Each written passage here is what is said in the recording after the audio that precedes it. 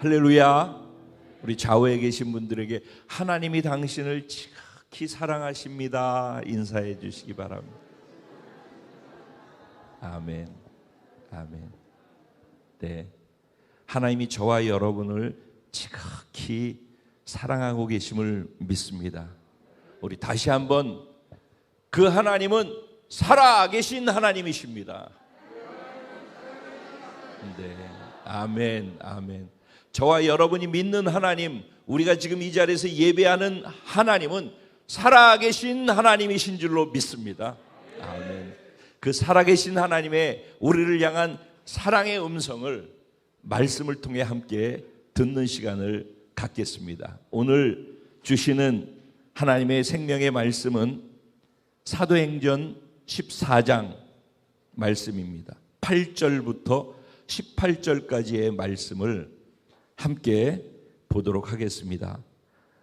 제가 한 절, 여러분 한 절 교독하시고 마지막 절은 한 마음으로 합독하도록 하겠습니다. 제가 8절 먼저 시작합니다. 루스드라에 발을 쓰지 못하는 한 사람이 앉아 있는데 나면서 걷지 못하게 되어 걸어본 적이 없는 자라.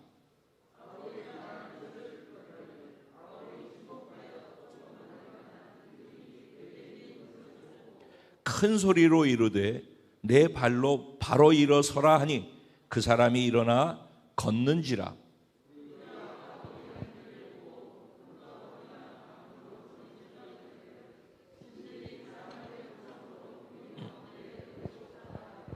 바나바는 제우스라 하고 바울은 그 중에 말하는 자이므로 헤르메스라 하더라.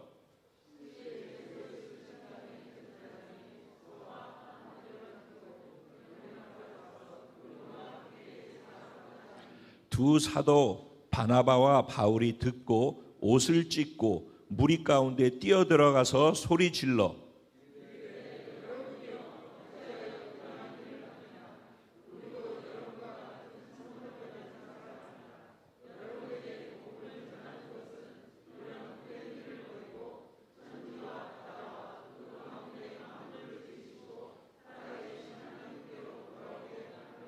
하나님이 지나간 세대에는 모든 민족으로 자기들의 길들을 가게 방임하셨으나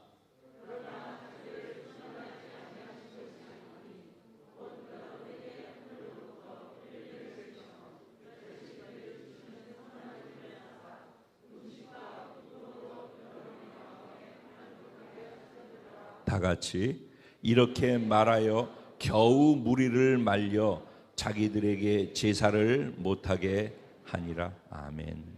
오늘 이 본문 말씀 가지고 세계관의 영적 전쟁에서 승리하는 복된 자가 저와 여러분입니다. 이런 제목으로 주시는 은혜를 나누려고 합니다. 오늘은 성찬주일이면서 어린이 주일입니다. 어린이 주일엔 특별히 우리 어린아이들을 하나님 안에서 어떻게 건강하고 바르게 잘 키울 수 있을까에 대한 것들을 생각하는 그런 날이기도 합니다. 근데 좀 더 그 시야를 넓혀 보면은 저와 여러분이 또 하나님 안에서의 자녀들이기 때문에 어린아이 같지 않으면 하나님 나라에 들어갈 자가 없다고 했기 때문에 더 큰 그림 안에서 보면 저와 여러분이 또 어린이 주일의 어린이들인 줄로 믿습니다. 어찌됐든지 간에 우리가 하나님 앞에서 어린아이가 되든 또 부모로서 자녀를 어린아이들을 키우는 부모가 되든 가장 중요한 놓치면은 안 될 그리고 아이들을 교육하는 데 있어서 잊지 말고 반드시 세워야 할 중요한 부분에 대한 이야기를 오늘 하려고 합니다. 그러니까 오늘 말씀을 정말 마음을 열고 귀담아서 잘 들으시고 그리고 이해가 안 되면은 서로 물어봐 가면서라도 이해할 수 있도록 서로 도와주셔서 실제적으로 이렇게 삶에 오늘 말씀이 영향을 줄 수 있는, 그래서 여러분들에게도 복이 되어지고 여러분들의 자녀들에게도 복이 되어지게 만들어주는 그런 생명과 은혜의 말씀이 되기를 간절히 사모하고 기도하면서 준비했습니다. 그런 은혜가 있게 되기를 주님의 이름으로 축원드립니다. 세계관의 영적 전쟁 이런 표현을 썼어요. 그러니까 적어도 영적 전쟁이라는 개념과 세계관이라는 개념에 대한 최소한도의 이해가 되어져야만 한다라고 생각이 됩니다. 일단 예수를 믿은 사람은, 구원받은 사람은 그냥 교회 나오는 사람을 구원받았다라고 하지 않습니다. 구원받은 사람은 자기가 죄인임을 알고 자기의 죄를 자기 스스로 해결할 수 없음을 알고, 그래서 그 죄로 말미암아 이 세상에서 살아가는 모든 것이 고통과 눈물과 번민과 그것으로 말미암는 불행 의식 속에서 벗어날 수 없음을 알고, 그래서 그 죄의 문제는 유일하게 예수 그리스도를 통해서만 해결됐음을 믿고, 그래서 예수 그리스도를 믿음으로 받아들인 사람, 그걸 구원받은 사람이라고 얘기합니다. 내 죄를 대신해서 예수님이 십자가에서 나의 지불해야 될 죄의 싹신 죽음을 대신 지불해 주심을 통해서 내가 그 은혜로 구원을 받게 돼서 죄의 용서함을 받았다라는 걸 정확히 알고 믿는 사람, 그 사람을 구원받은 사람이라고 얘기를 합니다. 그 구원의 의미에는 무엇이 포함되느냐? 죽었던 영이 살아났다라는 말입니다. 그래서 거듭 다시 태어났다라는, 중생했다, 거듭났다라는 표현을 쓰는 것입니다. 그러니까 예수 믿고 구원받았다는 말의 또 다른 의미에는 다시 태어났다, 영이 살아났다, 이런 표현을 함께 이해해야지만 구원을 좀 더 정확하게 이해할 수가 있습니다. 즉 구원받은 사람은 영이 살아난 사람이라는 얘기입니다. 그러니까 우리는 똑같이 예수 믿기 이전이나 달라진 것은 겉으로는 없지만은 혼과 육으로만 살았던 우리들이, 우리의 자아, 생각, 감정, 의지와 육체로만 살았던 우리들이 영이 살아나면서 영혼, 육이 완전체가 되어져서 성령과 말씀에 의해서 살아가는 존재로 변화되게 되었다는 말을 이야기하는 것입니다. 그런데 이제 구원받은 사람들이 오류가 어디서 나오냐면 자기 영이 살아난 영적 존재라는 인식을 못한다라는 것입니다. 구원받았다라는 것이 내 영이 살아난 것이라는 것을 정확하게 이해하지 못하게 되면은 신앙생활이 큰 오류에 빠지게 되어집니다. 영이 살아났다는 말은 무슨 말이냐면은 영이신 하나님, 하나님이 영이시라고 했잖아요. 영이신 하나님의 영원한 생명이 내 안에 들어왔다는 얘기예요. 그래서 나도 영적 존재가 됐다라는 말을 의미하는 것입니다. 그러니까 영의 세계 안으로 내가 들어왔다라는 얘기예요. 영의 세계 안에 있는 것입니다. 내가 구원받은 게 확실하다라는 믿음이 있다면은 우리는 모두가 다 영적 존재가 됐고 영의 세계 속에 들어와 있는 것입니다. 그리고 영의 세계 속에 들어와 있으면은 하나님의 영이신 성령님의 도움을 받으면서 살아가야지만 영의 세계 속에서 살아갈 수 있는 힘과 능을 얻을 수 있습니다.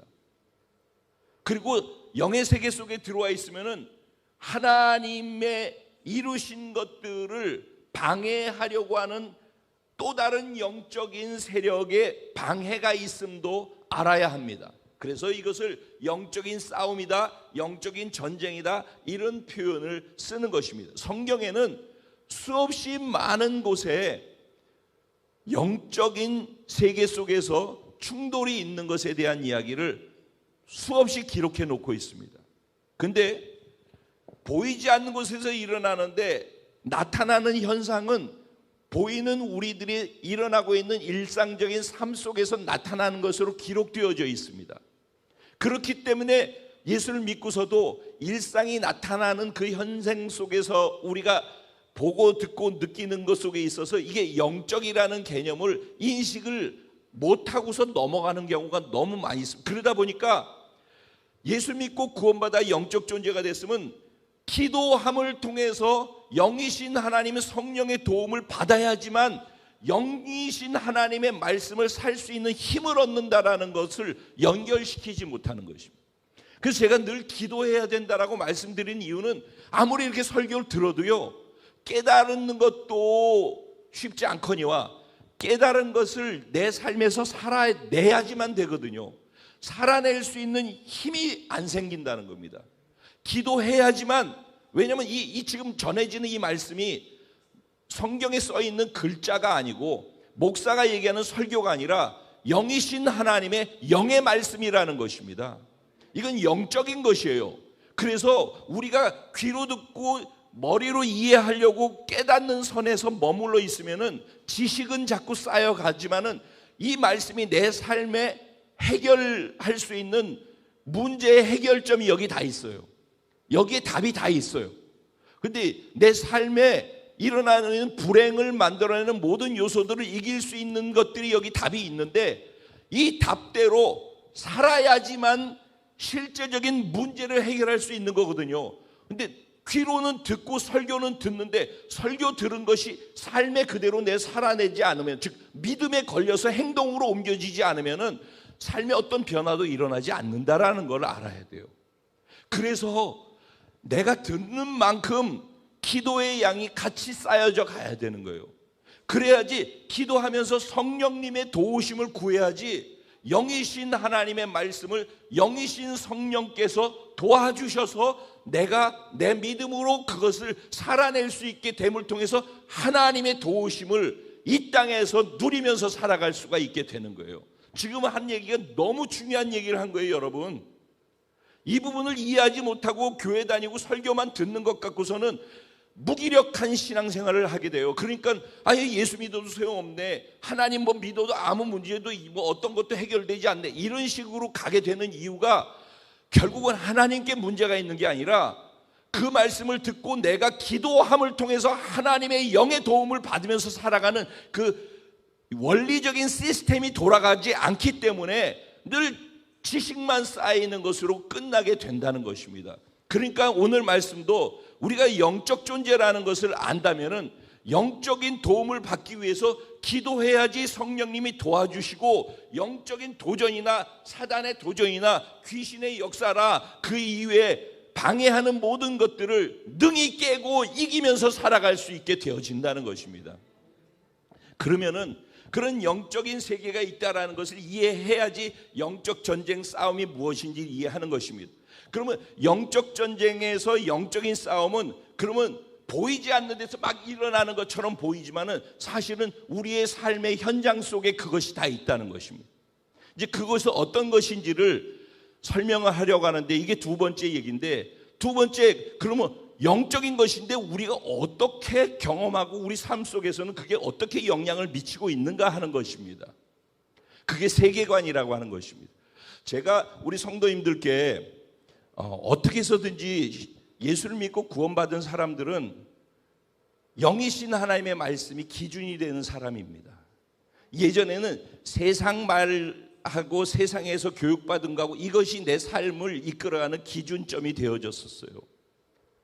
그런데 예수를 믿고 나면은 하나님의 말씀이 내 삶의 기준이 된 사람으로 변화되어진 것입니다. 그래서 하나님의 말씀을 모르고서는 그 말씀대로 살아갈 수 없기 때문에 하나님의 백성으로서 살아갈 수가 없는 거예요. 그래서 이 말씀이 기준이 되는 거거든요. 근데 이 말씀을 흐트러 놓거나 이 말씀에 대해서 이해를 못하게 만들거나 이 말씀을 희석시키게 만드는 것을 하는 것입니다. 그래서 사단이 하는 거는요, 딱 크게 얘기하면 두 가지예요. 뭐냐면은 하나님이 하신 것과 하시려고 하는 것을 방해하려는 거예요. 그래서 우리들에게는 어떻게 나타나냐면은 우리가 구원받지 못하게 만들려고 해요. 그래서 예수 믿고 구원받는 일들을 우리가 행하려고 하고 전도하고 복음을 전하고 뭔가 그런 거 하잖아요. 그러면 그거를 어떻게 해서든지 못하게 만들고 방해하고 구원받지 못하게 하는 일들을 하는 게 사단이 하는 거예요. 두 번째로 하는 게 뭐냐면은 어차피 그렇게 해서도 방해했는데도 구원을 받은 사람들, 오늘 여기 계신 저와 여러분들, 구원받은 사람들이 구원만 받고 그냥 교회만 다니면서 무기력하게 사는 것, 영향력을 가지고 강력한 힘을 가지고 권세와 능력을 가지고 예수와 연합된 자답게 성령의 권능과 권세를 가지고 이 세상을 정복하고 다스리고 변화시키는 자, 능동적으로 삶을 변화시켜 나가는 자, 그런 자로 살지 못하도록 만들려고 하는 거예요. 두 가지라고요. 구원받지 못하게 하든지 아니면 구원받은 자처럼 살지 못하게 만들든지. 그런데 지금 후자에 속한 부분, 구원받은 자로 살아가는데 구원받은 자로서의 능력 있는 삶을 살지 못하게만 만들어도 그 사람이 다른 데 영향을 미치지 못하게 만드는 거잖아요. 그러니까 그렇게 만드는 데 쓰여지는 게 세계관이라고요. 세계관이라는 것은 더 쉽게 얘기하면은 우리들이 살아가면서 이 세상을 보는 안목, 우리가 이 세상을 바라보고선 이거는 이런 것이야 라고 이해하고 있는 것이에요. 우리가 그거는요 무의식적으로 내 안에 들어와 있어요. 여러분들 이제 교회 목사하다 그러면은 목사의 목회 철학이 무언가를 봐야 된다 이런 얘기를 해요. 그 목사가 그 교회를 다니려면은 그 목사가 어떤 목회 철학을 가지고 목회를 하는지를 알아야 된다 이런 얘기를 해요. 그런데 목회 철학이다, 철학이라는 말 안에는 뭐가 담겼냐면은 이 사람이 이렇게 하는 것이 맞다라고 생각하는 자기가 생각하는 확고부동한 게 있어서 그것을 실현해내려고 그거를 무던히도 추구하고 가는 것, 그러니까 자기의 의지로 뭔가 이것이 맞다라고 하는 걸 향해서 추구하고 가는 것, 그거를 얘기하는 거예요. 그런데 세계관은 뭐냐면은 추구하고 가는 게 아니에요. 그냥 나도 모르는 사이에 내게 스며들어와 있어가지고 나의 무의식의 세계를 장악하고 있는 거예요. 그래서 내가 뭐를 하고 있는지도 모르는데 이미 내 무의식의 세계 속에서 자동으로 반사적으로 그냥 이렇게 반응이 되어지도록 세팅되어져 있는 것이 세계관이에요. 이게 그러니까 더 무서운 거죠. 이 세계관이 잘못 세팅되어지고 나면은 그 다음부터는 처음에는 이렇게 시작하는데 나중에 조금씩 벌어진 게 멀리 가다 보면 점점 벌어지게 되잖아요. 그런 것처럼 똑같이 되어져요. 그 시작점은요 어려서 시작되어져요. 어려서. 지금 그 아빠한테 누워있는 지유, 요엘이 얘네들은 뭐 세계관이고 뭐고 할 것도 없어요. 깜짝 놀라서 일어나는데 쟤네들은 아직 세계관이 없어요. 그렇지만 형성되어지는 시기라는 걸 알아야 돼. 그래서 교회학교, 유치부, 유아부까지만 해도 잘 몰라. 그 유치부하고 초등부로 들어가면은 세계관에 대한 걸, 기초적인 걸 가르쳐 줘야 돼요. 특별히 중고등부는 굉장히 중요해요. 제가 한 달도 안 됐어요. 얼마 전에 상담하다가 우리 아이가 4학년인데 그렇게 하나님 잘 믿고 신앙생활 잘했는데 학교 들어가지고 4학년에서부터 이제 공부를 하다 보니까 진화론에 대해서 듣게 되어지는 거죠. 지금 여기 초등학생들도 있고 그런데 학교에서 공부하잖아요.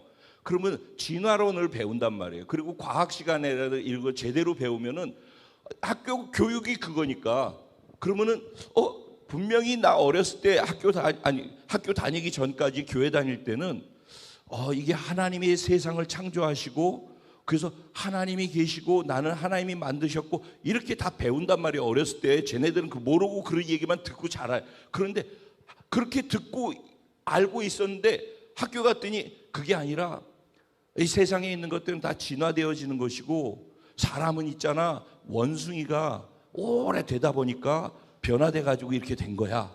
이런 얘기를 듣고 그걸 과학적인 근거를 대 가지고 뭐 어느 시기에는 뭐가 어떻게 돼 가지고 어떻게 변하고 이런 식으로 자꾸 변해 가지고 나중에는 이렇게 되는 거란다라고 가르친단 말이에요. 근데 그때로부터 지금까지 원숭이가 사람 됐다는 얘기는 한 번도 없어요.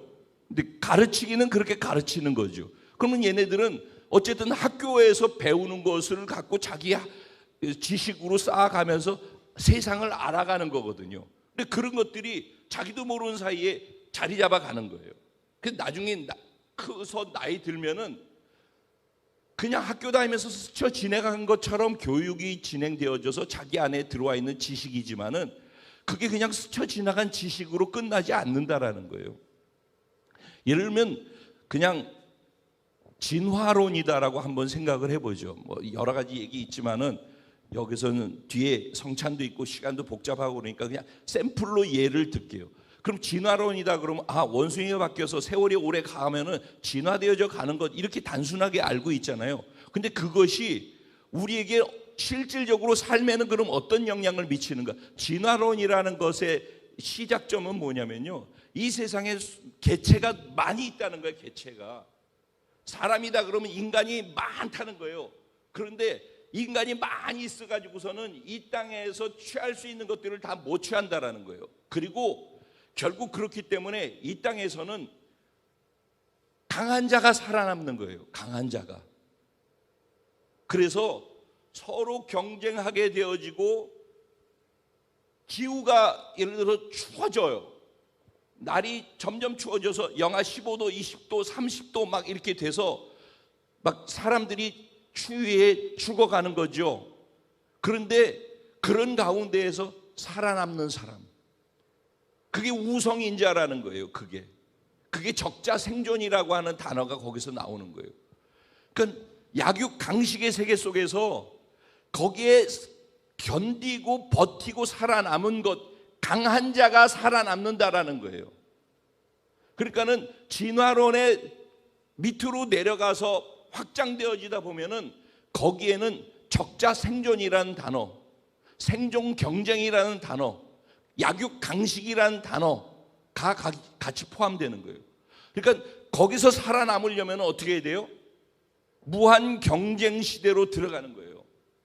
그러니까 단순하게 진화론이라고 표현되어져 있고 원숭이가 사람 되고 확장되는 것으로만 우리가 단순하게 배우지만은 그것이 파생되어지는 결과로서 수많은 사람들한테 영향을 미치는 보이지 않는 영향력은 이런 것들로 영향을 미쳐서 우리도 모르는 사이에 그렇게 세팅된 사회 속에서 구조 속에서 살아가게 된다라는 거죠. 이거 무서운 거예요, 사실은. 뭐 이거 말고도 뭐 지금 프로이드의 그 심리학 정신 분석 이론 뭐 이런 걸로 들어가면은 프로이드는 굉장히 유명한 사람이죠. 심리학이나 정신과 쪽에서는. 그래서 정신치료 상담 이런 거 하는데 굉장히 응용이 많이 되어지고 있어요. 그런데 그가 얘기하고 있는 이론의 가장 뿌리로 들어가면은 뭐에서부터 시작하냐면 인간의 무의식의 세계를 다루는 거예요. 무의식의 세계. 근데 무의식의 세계를 다루면서 뭐에 대해서 얘기를 하냐면은 인간의 무의식의 끝자락에 가면은 사실은 인간을 분석해 보니까 본능, 즉 성본능에 의해서 움직여진다는 거예요.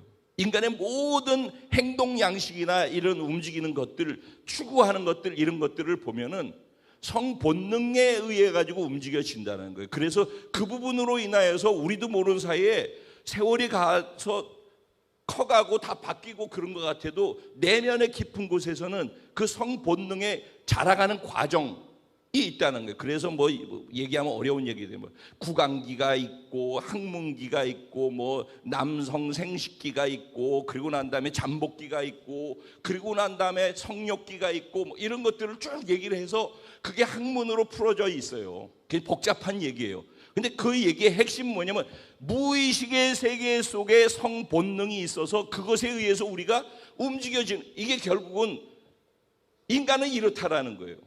인간은 이렇기 때문에 그래서 우리가 쾌락을 추구하고 그래서 그걸로 인해 생겨나는 범죄라든가 그리고 이 인간에 대한 이해가 결국은 오늘 우리가 그 TV를 보든지 뭐 영화를 보든지 아니면 광고를 보든지 그런 것 속에 이런 사고 속에서 인간을 분석해낸 것 속에서 그 인간에게 맞게끔 맞춤으로서 우리에게 전달하고 표현되어지는 거예요. 그 세상이 거기에 의해서 돌아간단 말이에요. 칼 막스가 공산주의, 사회주의 이론을 만들었다 이런 얘기를 하는데 그것의 시작점도 뭐냐면 모든 것은 사실은 관념이라든가 머릿속에 형이상학적인 이런 것이 아니라 유물적 물질에 의해서 시작된다는 거예요. 이상적이고 어떤 생각 속에 있는 그 잠재적인 이런 것들이 아니라 물질에 의해서 시작됐다라는 거예요. 그러니까 인간도 어떤 거예요? 그렇게 치면은 분해해 보면은 원자까지 가죠. 원자. 그래서 그리스의 원자에 대한 그 화학 원자 있잖아요. 원자. 그 원자의 그 기초해 가지고 물질론을 이야기를 하기 시작한 거예요. 그러니까 모든 것은 다 물질이 중심이다. 그리고 물질에 의해서 생각도 관념도 그 물질을 보면서 확장되어져 간다. 그래서 물질 자체에 대해서 얘기를 하면서 물질의 가치를 매기는 거예요. 그리고 물질로 말미암아 관념적으로 되어지는 어떤 것이 있다면 그 관념조차도 물질을 만들어내게 되는 데에 영향을 미치는 것에 가치를 매기는 거예요. 그러니까 모든 것이 물질로 이해되어지고 가치로 이해되어지는 것으로 나중에는 전환되어져요. 그래서 이제 공산주의 이론으로 가는데 변증법적 유물론, 뭐 역사적 유물론 이렇게 해서 복잡한 얘기들로 가게 되어지면서 공산주의 이론이 나오게 되어지는 건데, 거기에서도 그러니까 생산하는 생산 사람과 생산량에 비례해서 뭐 이래서 이제 공산주의 얘기가 나오는 거예요. 근데 이런 것에 뿌리로 들어가면 결국은 물질주의가 나오는 거예요. 물질주의. 물질에 대한 가치. 그래서 사람을 보고서도 물질에 대한 가치로 평가를 해서 이 사람은 돈이 얼마가 된다, 돈이 얼마가 안 된다. 그래서 이 사람 A급, B급, C급, D급으로 나누어지는 것이에요. 그러니까는 이 세상은요, 하나의 철학이라 이것이 구체화되어지면 사상이 되어지잖아요. 점점 확장돼서. 근데 나중에 그게 전 세계적으로 퍼져나가 우리도 모르는 사이에 우리 안에 스며들어와서 삶의 방식으로 채택되어져서 움직여지는 거 세계관이라고 하는 거예요. 이 세계관은요, 굉장히 사실은 무서운 겁니다. 근데 그 세계관이 크게 이렇게 복잡하게 얘기를 하고 있지만 크게는 딱 두 가지가 되어지는 거예요. 하나님을 믿음 안에서 하나님의 관점으로 세상을 보는 그 관, 성경적 세계관, 그걸 기독교 세계관이라고 얘기해요. 아니면 하나님 아닌 인간의 입장에서 보는 관, 그게 이 일반 세계관이라는 거예요. 그래서 진화론적 세계관, 창조론적 세계관 이렇게 구분을 해요. 그럼 여러분, 제가 질문을 드려볼게요. 여러분 창조론을 믿으십니까? 진화론을 믿으십니까? 네. 근데 아이들한테, 공부하는 아이들한테 얘네들이 학교에서 언젠가부터 그거 공부하죠. 그런데도 사춘기 오지요. 그러면 혼돈은 하기 시작하는 거예요. 그러면 얘네들한테도 물어보면 지금 답은 창조론이라고 하겠지만 속에서는 진화론일지도 모르는데 라는 고민과 갈등이 있는 거예요. 여러분, 2021년도에 미국에서 설문조사 했는데 기독교 인구, 교회 다니는 사람들 가운데에서 예전에는 그래도 47%가 창조론에 대해서 확신이 있었는데 그게 점점 줄어가고 있어요. 25%로 줄었대요. 교회 안에도 생각의 변화가 일어나고 있는 거예요. 이거는 위기인 것입니다. 정말 심각한 거예요. 그러는 데에는요, 지금 얘기했던 이런 세계관 안에서 유신론, 즉 하나님이 유일한 신이라고 인정하는 것 안에서 전 세계에 움직이는 걸 보는 눈과 하나님이 없다, 무신론, 그러니까 이 인간의 관점에서 모든 걸 해결하고 해석하는 이 인간 중심의 생각에서 나오는 세계를 보는 관점과 이렇게 구분되어지는 거란 말이에요. 결국은 이 큰 두 가지예요. 그래서 이쪽은 무조건 기준이 뭐예요? 하나님인 거예요. 아무것도 없는 무에서 하나님이 천지 만물을 창조하셨어요. 여기서부터 성경적 세계관은 시작되는 거예요. 그러니까 하나님이 중심에 위에 있단 말이에요. 그리고 그 하나님의 말씀이 기준이 되는 거예요. 이게 성경적 세계관의 기초예요. 그리고 성경에서 하나님이 보시는, 하나님이 세상을 어떻게 보고 있는지 이걸 보는 거예요. 그런데 이쪽은 뭐냐면은 아담과 하와가 선악과를 따먹고 난 다음에 내가 스스로 하나님이 되리라 하고 난 다음에 따먹고서 눈이 밝아졌어요. 그리고 난 다음에는 그가 스스로 판단하고 그가 스스로 결정하고 그가 생각하는 게 기준이 되는 거예요. 그래서 오늘 가정에서 부부가 같이 사랑해서 만났어도 싸움이 일어나는 이유는 뭐냐면은 네 생각하고 내 생각하고 달라서 그런 거예요. 사람은요, 그러니까 각자의 개체를 인정해 주는 거, 그거 인권이라고 해요. 그거 좋은 거예요. 그런데 그 인권으로 얘기하다 보니까 기준이 없어져요.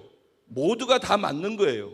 이 사람 말도 맞고 저 사람 말도 맞고 남편 말도 맞고 아내 말도 맞고. 왜? 각자 기준이 달라서 다른 기준 관점에서 보고 하는 얘기니까. 그러니까 부부싸움이 일어나면은 맞고 틀리고가 없어요. 자기 입장에서 다 맞는 거예요. 이게 그러니까 기준이 없어진 사회란 말이에요. 모두가 다 맞는 말을 하고 있는 거예요. 그게 각자가 신이기 때문에 그래요. 그래서 모두가 다 맞고 각자의 생각이 맞기 때문에 그래서 남녀가 없어지는 거예요. 나는 태어났는데, 남자로 태어났는데 내가 성 정체성이 난 남자가 아니라 여자 같아. 난 여성스럽고 난 남성들처럼 과격하지 않고 내가 느낄 때 난 여자 같아. 그러면은 여자라는 거예요. 이제 왜? 그걸 존중해 줘야 되니까. 그래서 젠더 이론이 나오는 거예요. 젠더 이론. 그리고 내가 그래서 남자인데 여자라고 생각하니까 그래서 여자 화장실에 가도 되는 거예요. 뭐 이런 그리고 나중에는 뭐 성전환 수술도 하게 되고 뭐 이런 일들이 일어나고 그걸 다 허용하는 것으로 만들어가는 게 인권을 얘기하면서 차별금지법이라는 것을 얘기하는 거예요. 겉으로는 굉장히 나이스하지만은 사실은 전혀 하나님의 말씀 안에서는 전혀 아닌 거죠. 그 법을 통과시키려고 하는 분들의 자녀가 만약에 그렇게 된다고 그러면 너무 기뻐할 것 같죠?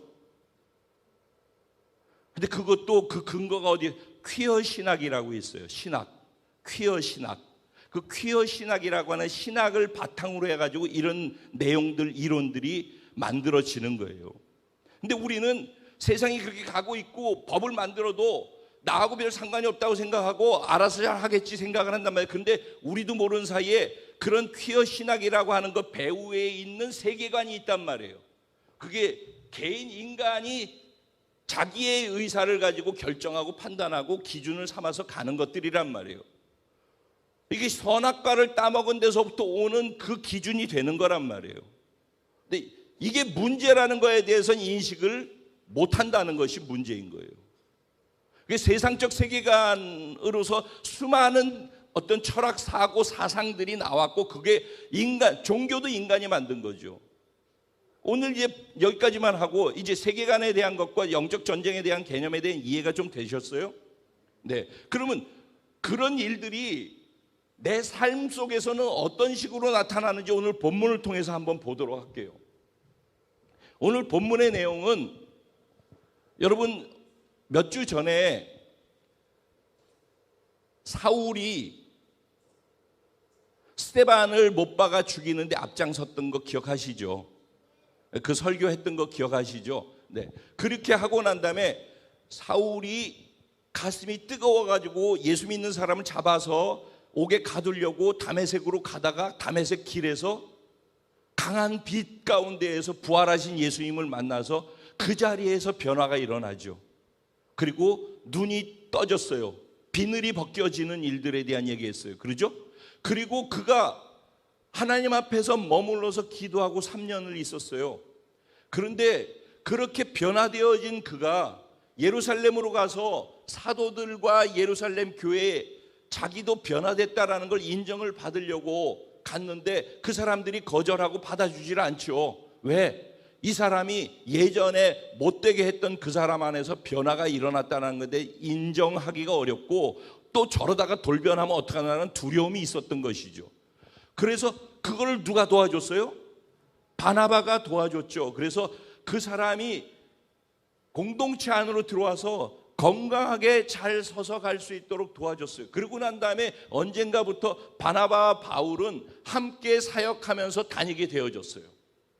그러다가 그들이 이스라엘 그 예루살렘 안에 핍박이 일어나게 되어지자 흩어져 가지고 간 곳이 어디로 갔냐? 안디옥이라고 하는, 수리아의 안디옥이라고 하는 자리로 갔어요. 이 안디옥 교회가 생겨난 것은 정말 기독교의 하나님 주신 은혜예요. 예루살렘 교회가 우리가 초대교회로 돌아가자라고 할 때 건강한 교회 모델로 되어 있죠. 예루살렘 교회는 근데 건강한 교회 모델 중에서 하나가 빠져 있어요. 예배, 양육, 교제, 봉사, 전도, 구제까지 안정되어 있지만은 선교가 안 되어 있는 거예요. 하나님께서 오순절날 성령을 주신 이유가 무엇이죠? 성령이 너에게 임하시면 너희가 권능을 받고 예루살렘과 유대와 사마리아와 땅 끝까지 이르러서 내 증인된다 그랬어요. 그러니까 성령을 주신 이유는 유대인들에게만 복음이 있지 말고 나를 넘어서서, 주변을 넘어서서 확장돼 가지고 열방으로까지, 땅 끝까지 가라고 성령의 능력을 주신 거란 말이죠. 그런데 예루살렘 교회는 예루살렘에서만 10,000명이 넘는 교회로 자라는데 그들이 바깥으로 나가질 않는 거예요.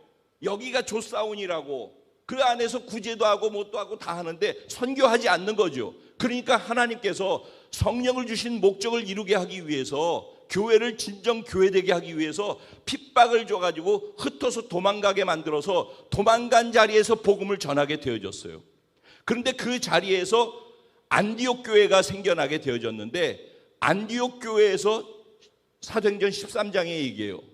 안디옥 교회에서 첫 번째로 선교사가 파송되어지는데, 안디옥 교회에서 금식하고 안수기도 해가지고 파송한 첫 번째 선교사가 바나바와 바울인 거예요. 그래서 바나바와 바울이 이제 사도행전 뒷부분에 가면은 바울의 1차 선교 여행, 2차 선교 여행, 3차 선교 여행이 끝나고 로마로 가서 결국 거기서 순교당하는 일까지 쭉 되어지는 거거든요. 근데 오늘 우리가 읽은 본문은 1차 선교 여행 가운데 일어난 일이에요. 그래서 바울과 바나바가 안디옥 교회에서 안수받고 선교사로 파송이 되어서 제일 먼저 간 데가 어디냐면은 배를 타고 바나바의 고향인 구브로 섬, 사이프러스라고 그랬어요. 키프로스, 사이프러스 섬, 거기로 갔어요. 그래서 그 섬을 다니면서 예수 그리스도께서 구원자시라는 복음을 전하면서 다녔어요. 그래서 그 구브로라는 섬에서 있다가 또 다시 배를 타고서 다음 장소로 간 곳이 어디인가 하면은 밤빌리아라고 하는 버가 지역으로 갔어요. 버가 지역에서는 그 당시에 풍토병이 있어가지고 많은 사람들이 풍토병으로 해서 병에 걸려서 어려움을 겪게 되니까 그가 거기서 복음을 전하다가 곧바로 다음 곳으로 옮겨간 게 비시디아 안디옥이라는 곳으로 간 거예요. 비시디아 안디옥에서 복음을 전하는데 어디에서 전했느냐? 그는 가는 데마다 유대인들이 모여 있는데 10명만 넘으면 무조건 회당을 지어요. 그래서 유대인 회당에 들어가서 유대인들이 몰려 있는 가운데에서 복음을 전했어요. 근데 많은 사람들이, 무리들이 예수님을 영접했다라고 얘기를 해요. 그런데 영접한 사람만 있는 게 아니라 그들이 다니면서 유대인 회당에서 복음을 전하고 예수 믿는 사람이 생겨날 때 그들을 쫓아다니면서 방해하고 핍박하고, 그리고 사람들을 선동해가지고 예수를 믿지 못하게 만들려고 하는 유대인들이 쫓아다녔어요. 그들의 열심은, 바울도 열심이 특심이지만은 바울이 복음 전에서 예수 믿는 것을 방해하기 위해서 열심이 특심이에요. 난 바울이 배 타고 이렇게 선교 다닌 것도 참 대단하다고 그러는데, 그 바울을 쫓아가지고선 방해하기 위해서 무리를 지어가지고선 바울이 가는 데마다 쫓아다니면서 방해하고, 뭐 이게 사단의 역사를, 겉으로는 사람이 방해하는 거지만은 십자가 복음을 전하지 못하게, 그래서 예수를 믿지 못하게 하려고 하는 영적인 사단의 배후의 도전과 공격과 전쟁의 싸움이 이렇게 일어난다라는 거예요. 그런데 그래서 비시디아 안디옥에서 복음을 전하다가 거기서 핍박을 받아가지고서 거기 있을 수가 없어서, 안 그랬으면 거기 더 있었을 거예요. 근데 거기서 공격하고 핍박을 받으니까 어쩔 수 없이 거기서 다시 다른 곳으로 간 게 이고니온이라고 하는 곳으로 갔어요. 비시디아 안디옥에서 이고니온까지는요, 육로로 가야 되는데 산을 30개를 넘어야지 돼요. 그래서 160km 정도 되어지는 긴 거리를 그가 이동을 해야 되는 거죠. 그래서 그 이동을 해가지고선 그 사람들을 피해서 이고니온이라는 곳으로 왔어요. 이고니온이라는 곳에 와서도 또 유대인 회당에 들어가서 거기서 또 하나님의 말씀을 전한 거예요. 그랬더니 거기서는 인기가 짱인 거예요. 우리에게 또 다음 주에도 또 말씀을 전해 주십시오. 그래가지고 말씀을 전했더니만 거기에서 또 시기가 일어나가지고 방해를 하고 또 흔들어 놓고 쫓아내고 이런 모함의 일들이 일어났어요. 그러니까 거기서 어쩔 수 없어서 또 자기 본의가 아니라 환경에 의해 어쩔 수 없어서 방해가 있으니까 또 도망간 거예요. 도망간 게 어디로 갔는가? 오늘 우리가 읽은 본문인 루스드라라고 하는 지역으로 간 거예요. 근데 이 루스드라의 특징은 뭐냐면은 유대인들이 몇 명 없어요. 거기가 디모데의 고향이기도 한데 유대인들이 별로 없어요. 거기는 특징이, 그 지역의 특징은 아주 남쪽에 조그만 도시인데 거기에 은퇴한 로마 군인들이 많이 몰려서 살았대요. 그러다 보니까는 유대인들이 거기 거하기가 쉽지 않은 거죠. 10명도 안 되는 유대인들이 거기 살았던 거예요. 그러니까 회당이 없을 수밖에 없죠. 그러니까 그곳으로 도망갔는데 거기 가서 회당이 없으니까, 회당 가서 본래 복음을 전하는데 회당이 없으니까 그러면 사람이 많이 있는 데를 찾아간 거예요. 어딘지 모르지만 그가 사람이 많이 있는 곳이 어딘가 물어보고 그곳으로 가서 거기에서 또 복음을 전한 거예요. 근데 루스드라에는 헬라어를 하는 사람들이 많은 거예요. 유대인들이 없으니까.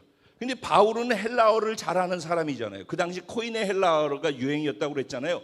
그러니까 코인의 헬라어로 마치 영어를 잘하는 사람이 다른 나라 가지고 영어로 설교하듯이 코인의 헬라어로 그들 가운데 루스드라 사람들한테 복음을 전하는 것을 하는 거예요. 그래서 말씀을 전하고 있는데, 말씀을 전하는 가운데 많은 사람들이 듣고 있는데 그 중에 한 사람이 눈에 딱 들어오는 거예요.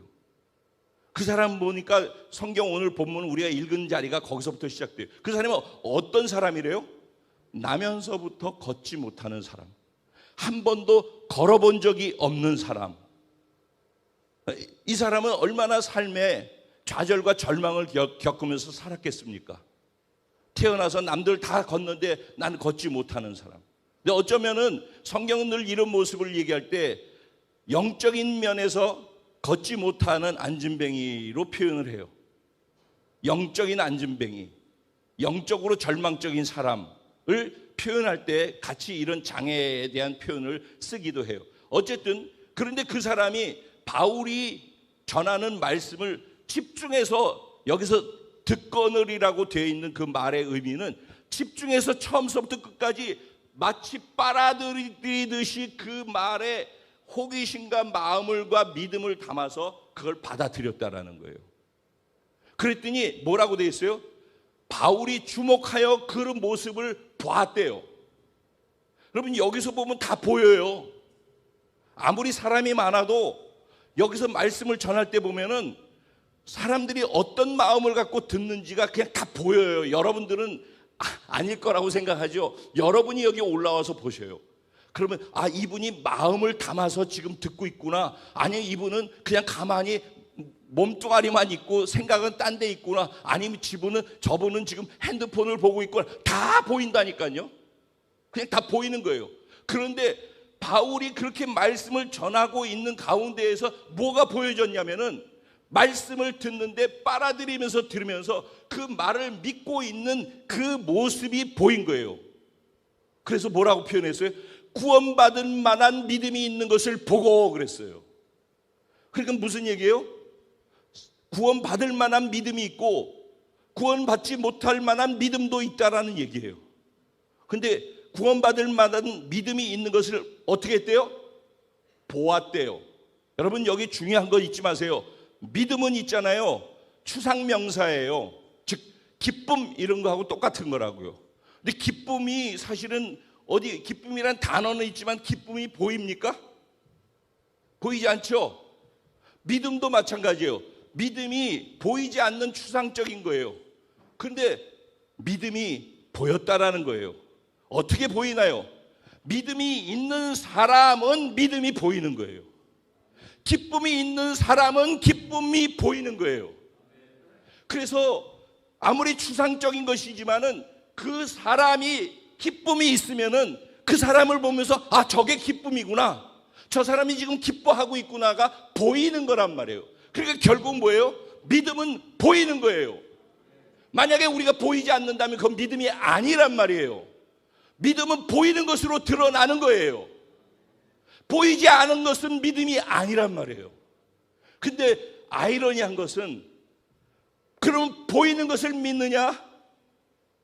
오늘 본문에서 헛된 일을 버리라고 그랬어요. 이 헛된 일이 뭐냐면은 보이는 것을 보고 믿는 것이 다 헛된 일이라는 거예요. 보이지 않는 하나님을 믿어야 되는 거예요. 우리의 믿음의 근거는 보이지 않는 하나님을 믿는 거예요. 그리고 보이지 않는 하나님이 어떤 분인지를 정확히 알고 그것을 믿으면은, 그 믿음은, 그 보이지 않는 하나님을 믿는 나의 그 믿음은 다른 사람들에게 보여지는 것으로 나타난단 말이에요. 이해되죠? 지금 이 말이? 여러분이 만약에 무엇을 믿는다고 하고 보이는 것을 통해서 믿으려고 하죠. 여러분이 보이는 것을 통해서 믿으려고 하는 모든 건 다 세월이 지나면 없어지는 거라는 걸 알아요. 보인다는 말의 의미는 없어진다는 말의 의미예요. 유한하고 잠시 있다 사라질 것이라는 거예요. 오늘 지금 앞에서 제가 여러분들 앞에서 이렇게 말씀을 전하고 있잖아요. 그런데 영원히 제가 이루고 있지 못하다고요.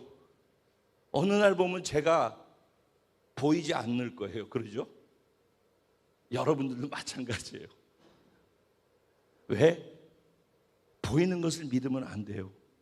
보이지 않는 하나님을 믿어야 돼요.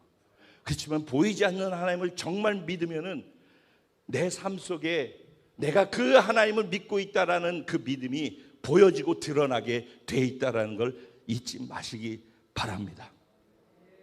그래서 그가 그 믿음이 있는 것을 보고서 큰 소리로 얘기했어요. 지금도 제가 큰 소리로 얘기하고 있죠. 큰 소리로 얘기했어요. 왜 큰 소리로 얘기했을까요?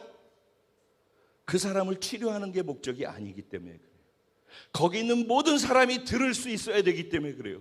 그 모든 사람들에게 복음을 전해서 그들이 그걸 듣고 예수를 믿도록 하게 하기 위해서 그가 그 안진뱅이에게 얘기를 하고 있지만은 모두가 듣고 알 수 있도록 그렇게 큰 소리로 얘기를 한 거예요. 그리고 그가 한 얘기가 뭐라고 그래요? 일어나서 내 자리에서 내 발로 일어나서 걸어라 그랬어요. 그랬더니 실제 그가 일어나서 걸었어요. 그랬더니 그 옆에 있는 그 많은 사람들이 자기 보는 앞에서 나면서 한 번도 걸어본 적이 없었던 그 사람이 일어나서 걷는 것을 봤잖아요. 난리가 났죠. 거기까지예요. 그랬더니 그 다음에 일어난 일이 무엇인가 하면은 이제 이 사람들이 그 모습을 보고 난 다음에 하는 반응이 나오는 거예요. 반응. 이 반응이 세계관이라는 거예요. 어떤 상황을 우리가 접하게 되어졌을 때 그 상황에 대해서 우리 각자가 우리도 모르게 세팅되어져 있는 거에서 반응하는 반응들이 있어요. 근데 여기서 이들은 어떻게 반응했는가 볼게요. 자, 안진뱅이에 일어나는 기적 같은 일이 일어났어요. 그러니까 그들은 당장에 뭐라고 그래? 야, 저 사람 기적을 행하는 저 사람이 신이구나 라고 생각을 한 거예요. 왜냐하면 그 당시 지금 이 루스드라 사람이 살아가는 이때는 그리스 헬라죠. 헬라의 문화와 영향으로 가득 차 있었을 때예요. 로마의 압제에 있었고 로마가 통치하고 있었지만 로마조차도 헬라의 사상에 완전히 장악되어져 있는 그런 때예요. 그러니까 헬라 그리스 하면은 그리스 신화 아시죠? 네. 제우스 신전, 그리고 그리스 신화. 여러분 애들도 그 공부 가르친다고 그래가지고 소설 그 뭐라고 그래 그 전권, 그리스 신화 전권 이런 거 해서 읽혀주. 그거 하면 그걸로 믿는다니까. 자, 그러면은 그리스 신화의 특징은 뭐예요? 신이 어떻게 해요? 신이 하늘에만 있지 않고 내려와서 애도 낳고 바람도 피고 그래가지고선 부인이 시기하고 막 그래가지고 사람하고 또 같이 결혼이 아니라 바람 펴가지고서 애를 낳으면 반신 반인간이 되어지고 뭐 이런 것들 있죠. 그게 그리스 신화에 다 나오잖아요. 그러니까 그들이 생각할 때 기적을 행하고 능력이 있고 그러면 신이라고 생각하는 거예요. 그리고 그들은 신은 사람 같은 존재인데 능력이 있는 걸 신이라고 생각을 했던 거예요. 그래서 지금 바나바가 서 있고 바울이 서 있는데, 바나바는 등치도 좋고 멋있고 힘도 있어 보이고 딱 좋아요. 그러니까 바나바는 그들이 생각할 때 제우스 신이구나. 근데 옆에서 모양은 좀 꾀죄죄하고 키도 조그맣고 그런데 마이크를 듣고 말씀을 전하면서 이러고 있으니까, 아, 제우스 신 옆에서 말을 잘하는 웅변 헤르메스가 저 바울이구나 라고 생각을 한 거예요. 그러니까 그렇게 생각을 할 수 있죠. 근데 중요한 거는 그들이 지금까지 살아가면서 머릿속에 들어와 있는 그 사고 속에 들어와 있는 그 생각들이죠. 헬라 사상, 그리스 신화가 여기 들어와 있잖아요. 그리고 자기 삶 속에서 그 일이 일어나는 걸 보니까 그 신화가 여기에 적용되는 거예요. 무의식적으로, 자동적으로. 그러고 난 다음에 어떤 일이 일어나요? 신이니까 이제는 신이 되어졌고 신이라고 인정되니까 그 다음에 뭐야? 신한테 예배 드려야죠. 제사 드려야죠.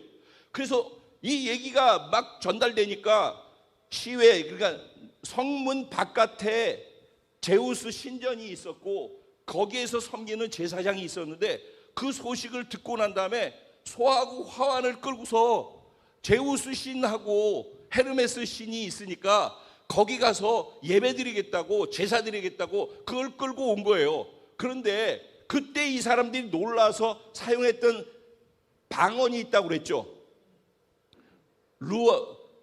루가오니아 방언으로 말했다고 그랬어요. 그러니까 헬라어로 말할 때는, 서로 헬라어로 말할 때는 무슨 말인지 알아듣는단 말이에요, 바울과 바나바가. 그런데 자기네 동네 방언으로 하니까 이 무슨 말인지 못 알아들어가지고 상황 파악을 못하고 있었대요. 이게 뭐지? 그랬어요. 그랬더니 사람들이 제사장하고 같이 소하고 화환을 끌고 와가지고 자기들을 예배하려고, 자기들을 신이라고 예배하려고 그러는 모습을 뒤늦게 깨달은 거예요. 이게 뭐야 도대체? 그들이 그렇게 된 거예요. 그런데 그들이 그럼 왜 그렇게 했다고요? 그들이 이미 세팅되어져 있는 세계관 속에 자리 잡고 있는 그리스 신화 중에 신이 여기 있다라고. 왜? 신은 인간 같기도 하고 능력이 있고, 그러니까 그 신이라면 우리는 그에게 제사하고 예배하는 게 맞다라는 것이 자동적으로 행동으로 하는 거예요. 그래서 세계관은 무엇을 만들어내느냐? 가치 체계를 만들어내요. 우리가 어떤 세계관에 딱 장악이 되어지면은 그 세계관에 의한 가치 체계가 형성되어져요. 그 가치 체계는요, 내가 살아가는 삶의 방식이 되어져요. 행동 양식이 되어져요. 그래서 이 세계관이 가치 체계로 형성되어질 때 윤리 도덕도 나오고, 그 사람이 어떻게 도덕적으로 사느냐 아니냐도 사실은 여기서 다 결정되는 거예요. 세계관은 무엇으로 설정해 놓느냐에 따라서 이 사람이 어떻게 인격적으로 살아가고 변화되어지는지 이게 다 달라지는 거예요. 자, 그래서 세계관은 뭘 만든다고요? 가치관, 가치 체계를 만드는 거예요. 그래서 우리가 지금 살고 있는, 우리가 생각하고 있는 가치, 성경 말씀을 듣고 있지만은 우리의 가치는 다르게 있을 수도 있어요. 창조론을 믿고 있지만은 진화론적 세계관을 가지고 살아갈 수도 있단 말이에요. 이게 무서운 거라는 거예요. 믿는 건 창조론을 믿는데 사고체계, 무의식의 세계 속에는 진화론적 사고체계를 갖고 살아가고 있다면은, 그러면은 이원적인 행동과 삶에 이 오류들이 자꾸 생겨나게 될 수밖에 없다라는 거예요. 이해되고 계셔요 지금?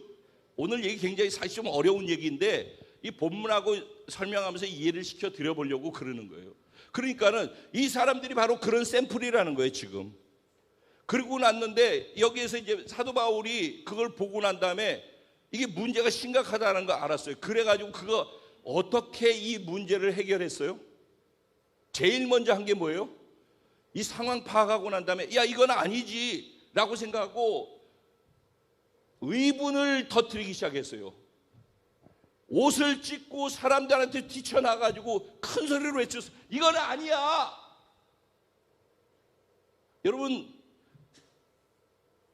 세계관의 충돌이 일어날 때 모르고서 그렇게 되어지는 반응들을 보면서 여러분들은 일단 그것을 구분할 수 있어야지 되고, 내가 하나님 안에서의 세계관이 분명히 서 있어야지 되고, 두 번째로 그렇게 해서 다른 세계관 안에서 반응되어지는 것이 보여질 때 그때 어떻게 해야 되겠어요? 그렇게 하고 있는 모습에 대해서 의분이 일어나야 되는 거예요. 즉 세상이 망가져가지고 망가진 대로 뭐 동성애를 어떻게 하고 뭐 젠더가 어디렇고 퀴어 축제가 어디렇고 이런 거 할 때 그게 저기서 하는구나가 아니라 의분이 일어나는 게 맞다고. 내 옆에 믿지 않는 자가 있는데 그에게 내가 복음을 전하려고 그러는데 그가 닫혀져 있어가지고 무슨 말인지 알아듣지 못할 때 그는 불쌍히 여기지만은 그를 붙잡고 있는 사단과 방해하는 세계관의 영역에 대해서 의분이 일어날 수 있어야지 정상이라고요. 그래서 진짜 그리스도인들은 하나님 아닌 것, 하나님의 가치관 세계관이 아닌 것, 거기에 물들어져 있고 왜곡되어져 있는 것을 볼 때 가슴 속에서 의분이 일어나야지 되는 거예요. 첫 번째 그게 두 번째 그가 한 행동이 뭐예요? 나도 너희와 똑같은 성정을 가진 사람이야. 성정이라는 말의 의미가 뭐예요? 성품과 감정. 너하고 똑같은 인간이야. 나도 너희들하고 똑같은 연약한 인간이란 말이야. 자기의 연약함을 드러내는 거예요. 그들이 자기를 신으로 섬기려고 했잖아요. 그러면 은근히 우리는 그 신처럼 대우받는 걸 좋아가지고 일부러 열심히 하고 또 인정받는 걸 좋아하고 인정 못 받으면 그것 때문에 스트레스를 받잖아요. 근데 여기는 인정받는 걸 넘어서 신으로 인정하는 게 스트레스가 되는 거예요. 왜? 그가 하는 것 중심에는 자기가 없거든요. 그가 하는 것 중심에는 하나님의 도움을 구해서 성령에 의해서 그 일들이 일어나는 것이라는 것을 누구보다도 사도 바울 스스로가 더 잘 알거든요. 그는 내가 할 수 없다는 걸 알기 때문에 자기를 십자가에 넘기고 부인하고 성령님의 도우심을 구해서 그 성령으로 말미암아 부활하신 예수 그리스도를 드러내고 그분의 인격을 드러내고 그분의 능력을 드러내는 삶을 살아가고 있기 때문에 아무리 사람들이 내가 기적을 행하고 나를 높이려고 하더라도 그것에 대해서 오히려 의분하면서 나도 너희하고 똑같은 사람일 뿐이야. 내가 너희보다 나은 게 하나도 없어. 나도 죄인이고 나도 연약하고 나도 넘어지고 나에 대해서 하나도 기대하거나 소망하는 게 없어. 그래서 나는 하나님을 늘 의지하고 그래서 내가 무엇을 하려고 할 때도 나를 부인하고 성령님의 도우심을 구해서 그분이 하실 수 있도록 하는 것에 내 마음이 다 쏟아져 있어. 이게 부활주일날 말씀드렸던 그 말씀하고 연결되어지는 거예요. 그게 우리가 살아가는 방식이 돼야 되는 거예요. 그래서 복음은 나의 연약함을 인정하고 자기를 부인하고 그것을 인정하는 것에서부터 복음의 능력으로 들어갈 수 있는 거예요.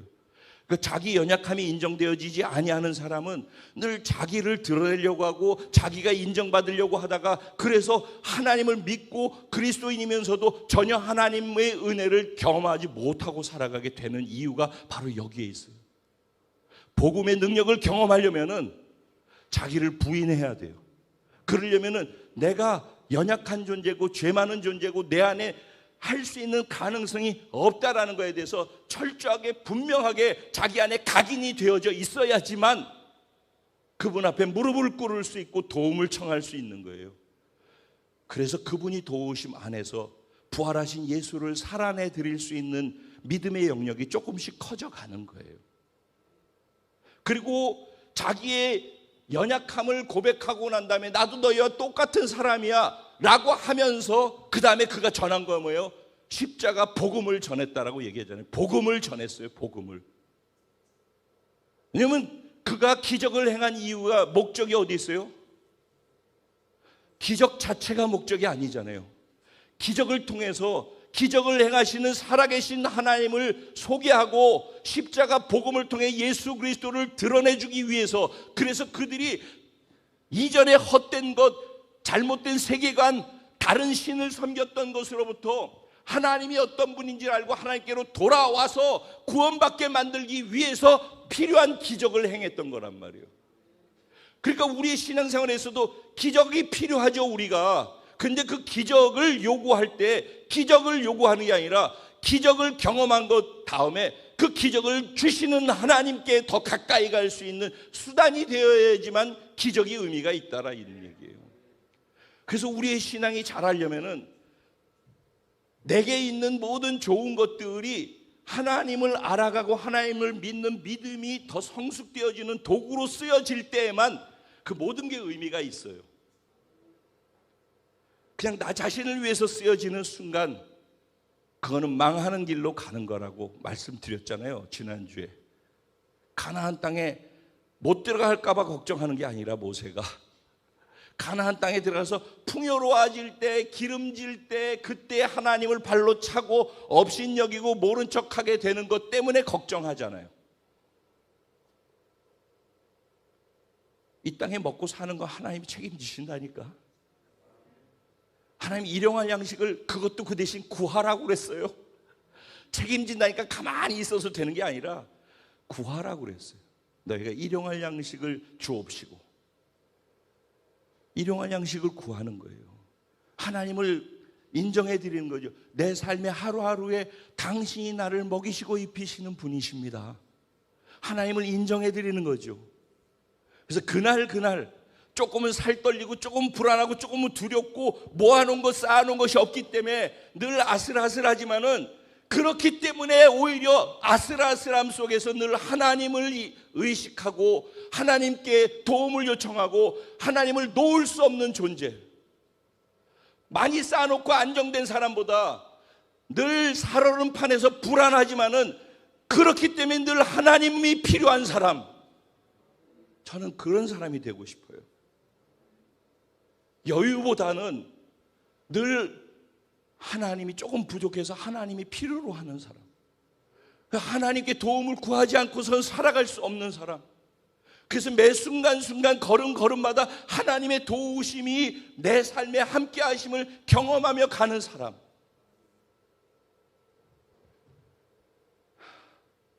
그런 은혜가 여러분에게 있게 되기를 주님의 이름으로 축원드립니다. 이런 얘기하면은 꼭 여러분 못 살게 만들려고 그러는 걸로 이렇게 제 마음 그런 거 아닌 거 아시죠? 네. 하나님과 함께하는 부는 복이에요. 근데 하나님이 사라진 복은 복이 아니라 저주예요. 늘 명심하면서. 그래서 바울이 마지막으로 그들에게 고백한 게 뭐예요? 하나님을 소개하는 거죠. 너희가 내가 기적을 행하니까 나를 신이라고 생각하는데 그렇게 생각하고 있는 너희의 생각도 헛된 것이고 그렇게 생각하는 행동도 헛된 것이고 보이는 것을 따라서 신이라고 생각하고 믿고 반응하는 모든 것들은 다 헛되고 헛된 것이야. 그리고 너가 신이라고 생각하는 그 진짜 신, 그 일을 행하시는 진짜 신은 하나님 한 분밖에 없어. 생각해봐. 하나님께서 예전에는 너희들에게 하나님을 몰라도 햇빛을 주시고 먹을 것을 주시고 좋은 일을 허락하시고 그렇게 하시잖아. 그런데 그게 다 사실은 하나님이 하신 거란다. 그래서 그들이 잘못 알고 있는 그 부분에 있어서 모든 것을 하나님께 연결을 시켜서 하나님께로 돌아올 수 있는 길을 만들어주는 것을 그가 하려고 했던 것이에요.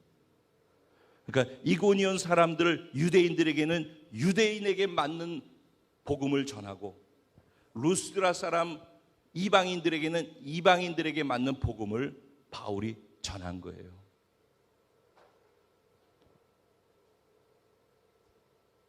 각 지역마다 도시마다 사람마다 그들을 장악하고 있는 세계관이 있어요. 우리들도 마찬가지예요. 우리도 모르는 사이에 어려서부터 자라오면서 배웠던 교육이라든가 경험했던 거라든가 책을 읽으면서 또 알았던 지식이라든가 모든 것들이 다 우리 안에 세계관으로 보이지 않는 무의식의 세계 속에 세팅되어져 있어요. 이 부분을 어려서부터 성경적 세계관을 정확하게 가질 수 있도록 만들어주지 않으면은 세월이 가고 학교 교육 받기 시작하고 철들어서 자기 자아로 판단하면서 가겠다라고 사춘기 지나고 나면은 그 다음부터는 주고 싶어도 안 돼요. 기초를 똑바로 잡아 놔줘야 돼요. 그건 저와 여러분들도 마찬가지. 어쩌면 그런 과정이 없었기 때문에 우리가 신앙생활하면서 계속 충돌하는 어려움들을 경험하고 있는지도 몰라요. 그래서 여러분, 제자 훈련이라는 단어가 세계관을 바꾸는 것으로부터 시작하는 거라는 걸 아셔야 돼요. 성경 공부하고 몰랐던 지식을 더 많이 배우는 것을 제자 훈련으로 이해해서는 안 돼요. 그 사람의 삶을 통째로 바꾸는 거거든요. 그러려면은 그 사람의 세계관을 바꿔줘야 하는 거예요. 그래서 제가 작년 한 해 동안에 사실은 세계관이란 단어만 사용하지 않았지, 제자 훈련 속에서 추구했던 것은 여러분의 세계관을 바꿔주고 싶었어요. 그리고 지금 와서는 그거를 드러내서 제가 다루려고 했던 것이 세계관입니다라고 말씀을 드리는 거예요. 세계관의 변화가 일어나야지 우리가 살아가는 가치의 변화도 일어나요. 아무리 말씀을 들어도요, 내 가치가 바뀌지 않으면은요, 결국 여기서 듣고 밖에 나가선 세상 가치를 따라가려고 하기 때문에 계속 내 안에 갈등과 충돌이 일어나서 신앙생활이 오히려 버겁고 힘든 것이 되어져요. 세계관이 먼저 바뀌어야 돼요. 그 세계관, 하나님의 세계관 속에서, 즉 하나님의 나라의 세계관 속에서 가치관이 형성되어져야지 행동 양식이 되어지는 거예요. 삶에 무엇이 옳고 무엇이 틀린지에 대한 윤리 도덕도 거기에서 정리가 되어지는 거예요. 오늘 말씀을 잘 이해했으리라고 저는 믿습니다. 왜냐하면 제가 간절하게 성령님을 의지해서 성령님 도와주세요, 이해할 수 있게 도와주세요, 그렇게 기도하면서 준비했고 이 자리에 섰거든요. 그러니까 이제는 대충 어떤 의미인지에 대한 윤곽이 이해된다면은 여러분들이 좀 더 구체적으로 내가 어떤 영향을 받고 있고 무엇이 내 삶에 크게 영향을 미치고 있는지, 왜곡되어진 것은 어떤 것인지, 그러면 내가 성경 안으로 들어가서 성경에서 세계관을 어떻게 내가 정립시켜 가야 될지, 내가 돼야지 내 자녀에게 흘려줄 수 있어요. 교회 데려다 놓는다고 내 자녀가 바뀌지 않습니다. 교회가 책임질 수가 없어요. 그래서는 함께 가야 돼요. 사실 학교와 교회와 교회 학교가 함께 가야 되는 거예요. 그런데 지금 구조가 그렇지 않잖아요. 학교 쪽에서 벌써 틀려졌고, 근데 집에서마저도, 집에서 부모의 모습 속에서 그게 보여지지 않아요. 근데 교육은 그런 얘기를 해줘요. 근데 부모는 그렇게 하라고 하고 교회에서 교육은 시키는데 자기 삶에서는 전혀 그렇게 살지 않아요. 그러면 그게 나중에는 조금만 철들면은 도대체 이건 무슨 기독교가 뭐 이런 건가? 라고 생각하는 거예요. 결론입니다. 우리가 잘 알고 있는 그 간디라고 하는 인도의 수상이 있었죠. 모두에게 존경받는 사람이에요.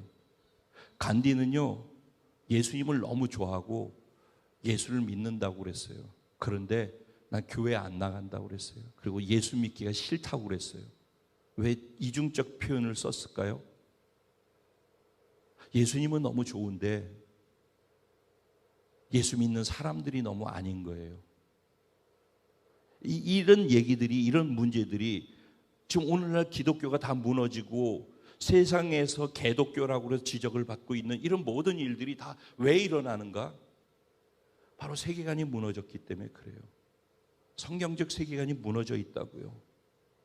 이 부분을 회복하지 않으면은, 그리고 우리 개개인의 삶 속에서 적어도 부모라고 하고 위쪽에 있다라고 하는 사람들이 자기의 삶에서 그거를 실질적으로 추구하는 모습을 자녀들이 보면서 살아갈 수 있도록 교육시켜 주지 않으면은, 교육 공부만 하는 것 갖고서는 절대 그들의 삶을 바꿔주지 못한다라는 것을 오늘 가슴 팍에 새길 수 있었으면 좋겠습니다. 같이 기도하죠. 하나님은 오늘 이 시간에 우리를 너무너무 사랑하셔요. 그래서 하나님의 보호 속에, 하나님의 품 속에 우리가 들어와서 그 안에서 거쳐 삼고 살기를 간절히 원하셔요. 왜? 사랑하기 때문에. 주님의 품을 떠나서 바깥에서 살면은 혼자서 풍랑과 모든 태풍을 다 맞아야 되거든요. 그것을 사랑하는 하나님이 알고 계시기 때문에 우리가 하나님의 품 안에 하나님을 거쳐 삼고 피난처 삼고 그 안에서 쉼을 얻으면서 살아가기를 원하시기 때문에 오늘 이런 말씀도 전해 주셨다라고 저는 믿어요. 그것이 내가 먼저 그렇게 되게 하시고 우리 자녀가 그렇게 되어질 수 있도록 나에게 은혜를 허락하여 주옵소서. 늘 안 되는 것 속에 부딪힐 때마다 나는 원래 못하고 안 되는 연약한 존재라는 것에 대해서 분명히 인정하고 하나님 나는 할 수 없어요. 그러니까 나를 부인하고 십자가에 못 박아 죽여버리고 내가 예수 그리스도의 은혜를 힘입습니다. 성령님 나를 도와주세요. 그렇게 구함을 통해서 하나님이 도우시는 손길이 늘 내 삶에 함께하는 은혜가 있게 하여 주시고 그 모습을 보면서 자라는 자녀들이 그렇게 또 자라갈 수 있도록 축복하여 주시옵소서. 우리 주님의 이름을 한번 부르고 잠시 같이 기도드리고 성찬으로 들어가도록 하겠습니다. 기도드리겠습니다. 주여